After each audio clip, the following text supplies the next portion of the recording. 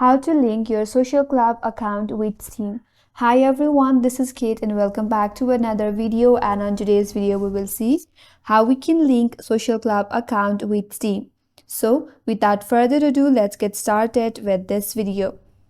So first of all, for that you have to launch the Steam application in your device and make sure that you're logged into your account. Once you're here, now head towards the top left corner and click on Library.